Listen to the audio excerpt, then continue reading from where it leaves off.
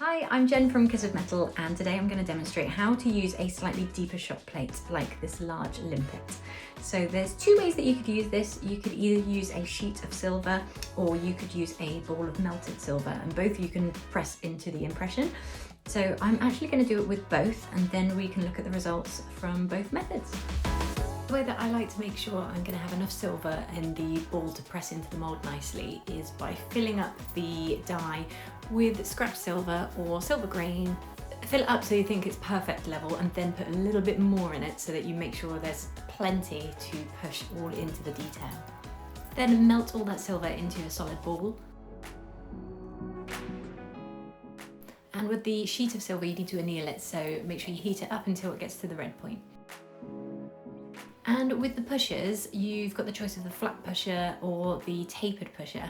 Now for anything that is a bit wider than the tapered pusher, I would always use the flat pusher. So in this instance, I would use the flat one.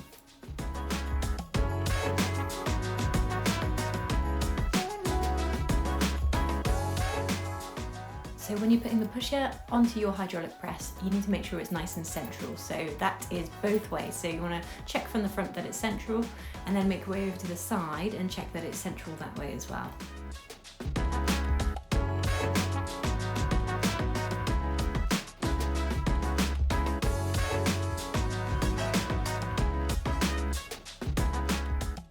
So there's two polyurethanes. We've got the red one and the black one.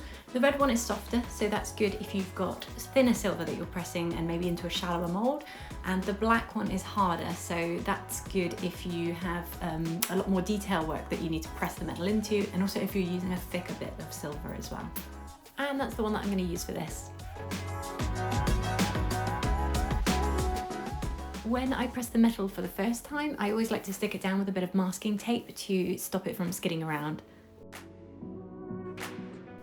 Now the part that you're pressing on the die, you need to make sure that is central to the pusher. So make sure you do it exactly the same as when you're putting the pusher on the hydraulic press. Check it from the front, make sure it's in the middle, and then check it from the side, make sure it's in the middle as well. And it's important that it's the part that you're pressing that you're putting to the center of the pusher.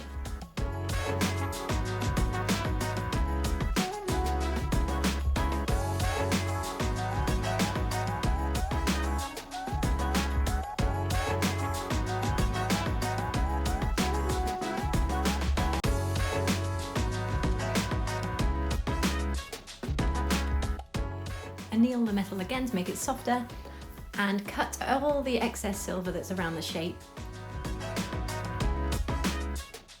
And repeat the process until you are happy with the amount of detail that you've got.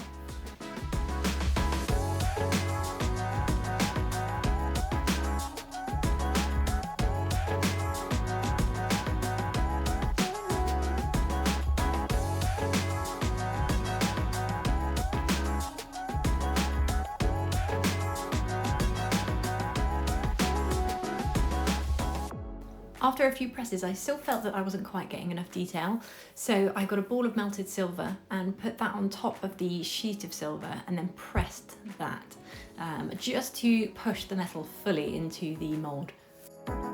You could also use other things. You could use cardboard, or you could roll up some leather and use that to press the silver in as well.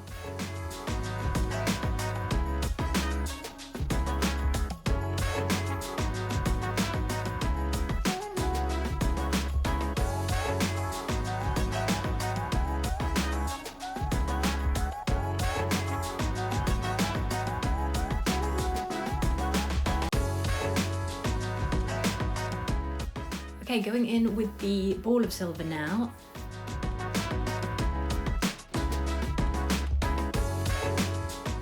Again, I would stick that one down until you've done the first press. Once you've done that first press, then the shape of the mould is going to hold the silver.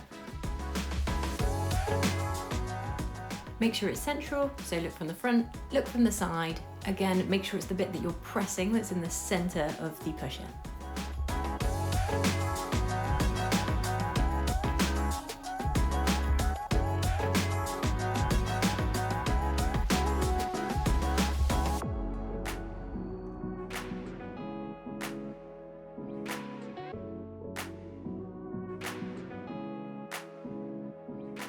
Anneal it and repeat the process.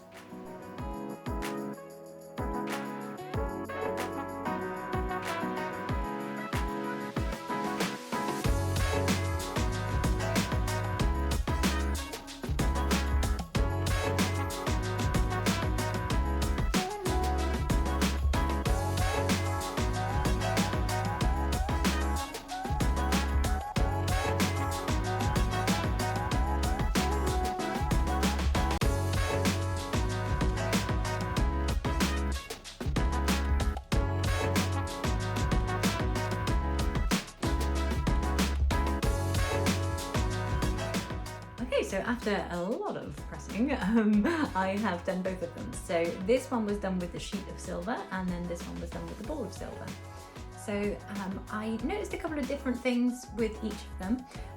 The sheet of silver was great because the size, as long as you start with a sheet of silver that's well over the size of the die that you're using, then you never have to worry about it trying to reach the edges. So when you press it, it beautifully makes a crisp edge.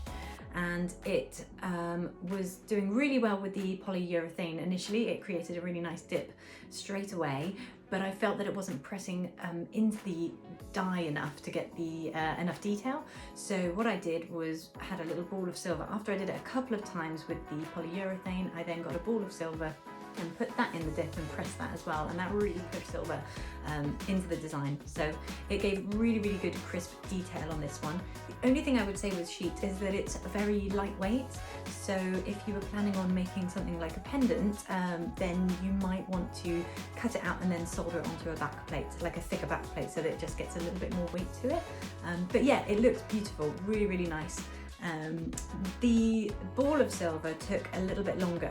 Initially, the shape was perfect for the mold, so when it went in and you pressed it, it very, very quickly picked up the detail, which was great. The only thing that I found was that it took quite a lot of presses to then try and squeeze the metal to the size of the die plate to pick up the edges of the design. So this one took a lot longer to press. It probably took me about 8 or 9 annealings and then pressings, whereas the sheet was a lot quicker. It was more like 4 or 5. But yeah, great results on both of them. One thing I would say with the ball of silver as well is that the weight is lovely, it's great. So immediately you could just solder on like a little jump ring and make that into a pendant or a charm. Different methods of creating the same thing. So yeah, it's worth trying both. The beauty of jewellery making is that sometimes it is a little bit of trial and error, and you will get different results if you use different thicknesses of sheets or a different size ball initially. So just give it a go and have fun with it.